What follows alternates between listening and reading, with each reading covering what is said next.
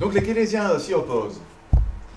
Du côté des banques centrales, les banques centrales considèrent la lutte contre la déflation comme une de leurs missions les plus importantes. Hein, c'est vraiment au cœur de l'activité des banques centrales. Vous croiriez peut-être que les banques centrales voient donc la promotion de la croissance leur mission première, mais ce n'est même pas ça.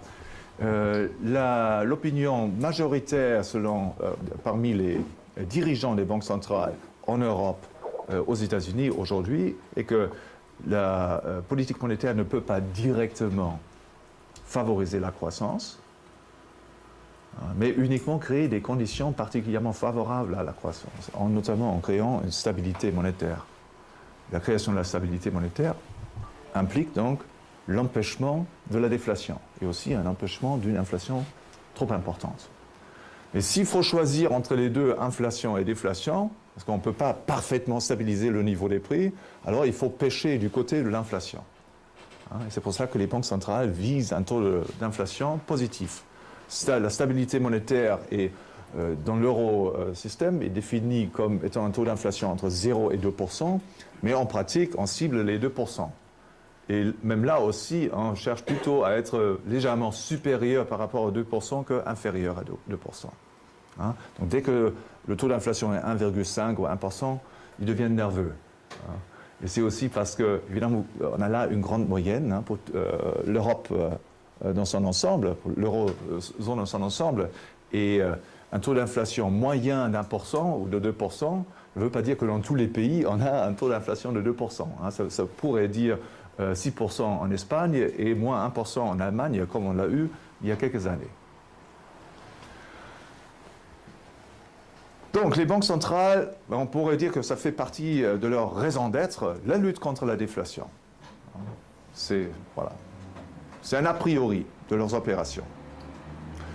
Les économistes monétaristes orthodoxes s'opposent à la déflation, donc réduction de la masse monétaire, mais non pas à la déflation des prix. Donc là, il y a beaucoup de points communs avec les opinions des économistes autrichiens. Mais parmi les Autrichiens, donc, il y a une branche dont nous n'avons pas encore parlé jusqu'ici, et on ne va pas passer beaucoup de temps là-dessus, parce qu'on a juste, grosso modo, une journée et demie. Hein, donc il y a une branche visérienne. Je vous ai parlé hier de Böhm-Bawerk, et le nom a été mentionné ce matin par le professeur Filleul.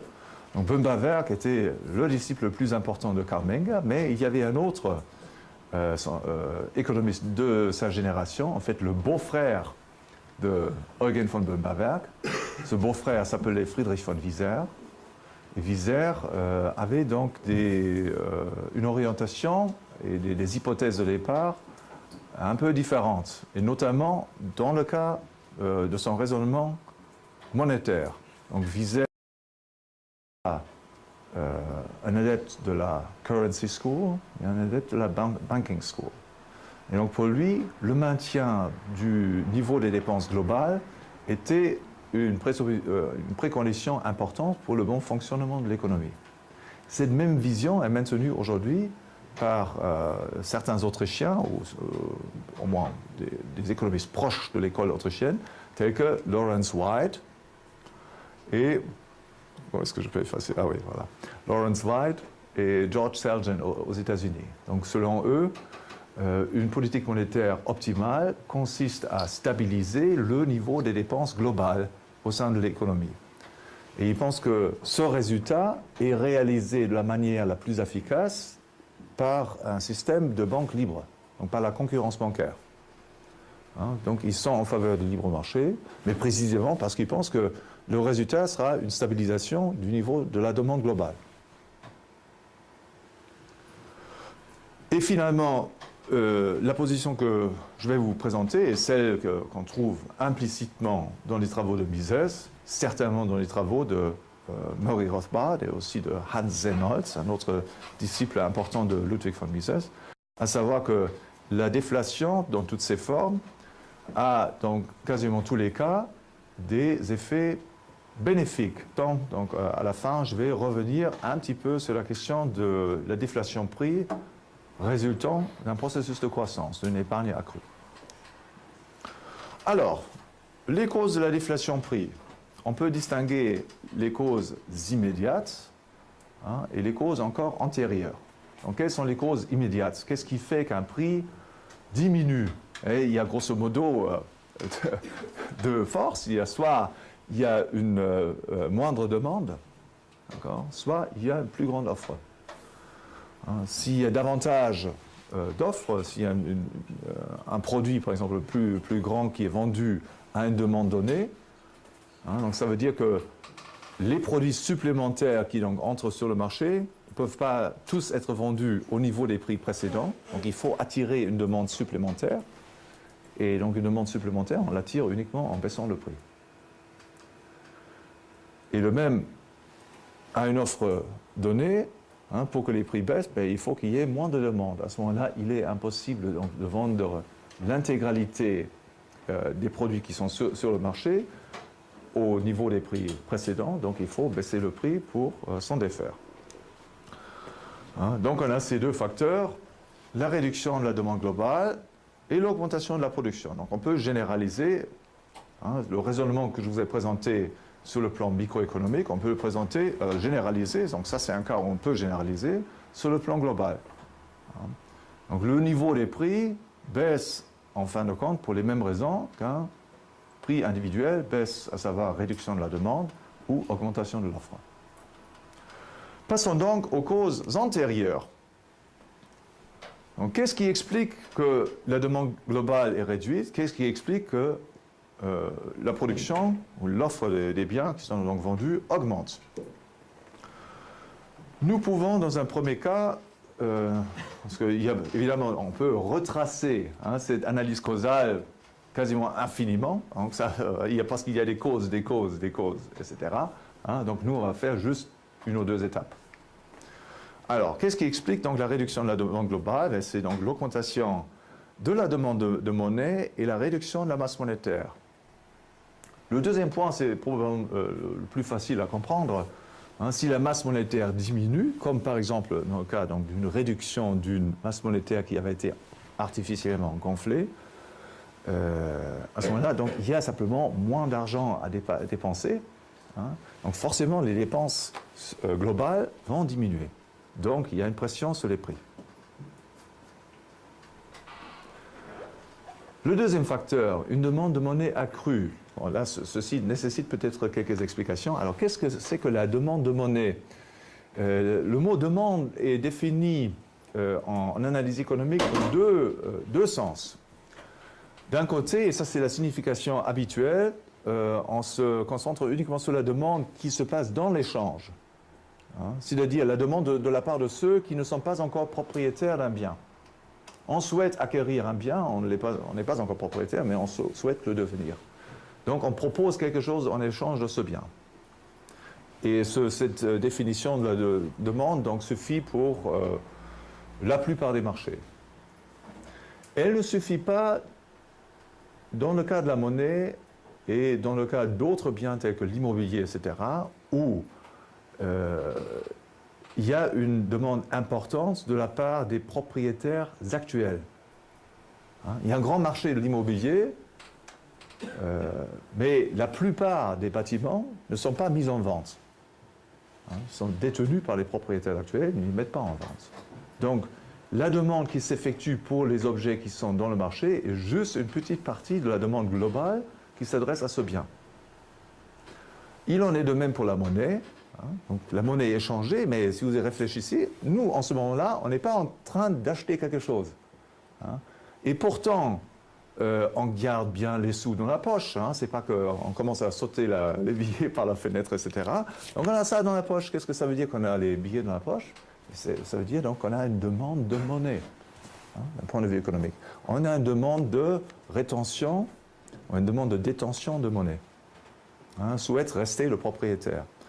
Et c'est donc dans ce sens plus large que les économistes utilisent le mot demande lorsqu'il s'agit donc d'analyser des marchés où la demande des propriétaires actuels est importante. tel dans le cas de la monnaie.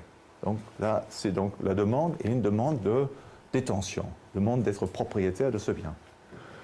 Et nous, chacun, dans la mesure où nous ne dépensons pas, mais dans la mesure où nous détenons le billet dans la poche ou sur notre compte bancaire, au lieu de le dépenser, mais nous effectuons donc, nous exerçons une demande de monnaie. D'accord ? Donc la demande de monnaie est une demande d'encaisse. Et cette demande peut être plus ou moins grande.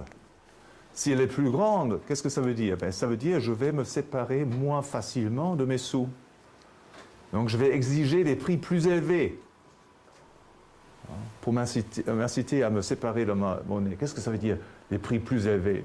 Au lieu de me donner une boule de glace pour 1 euro, mais il faut me donner 3 boules de glace pour 1 euro pour que je me sépare de mon petit sou. Et ceci veut donc dire, si j'exige donc une rémunération plus élevée, ça veut dire donc que les prix monétaires des biens baissent. Donc si ma demande de monnaie augmente, j'ai une plus forte demande de détenir des encaisses, ça veut dire qu'il y a maintenant une tendance vers la baisse des prix. Parce que les échanges que je vais les effectuer uniquement lorsqu'on me propose des prix monétaires plus bas. Il y a une autre manière, peut-être moins compliquée encore, d'aborder la même explication. Alors, pour détenir davantage d'encaisses, qu'est-ce que je dois faire? Il y a les deux stratégies.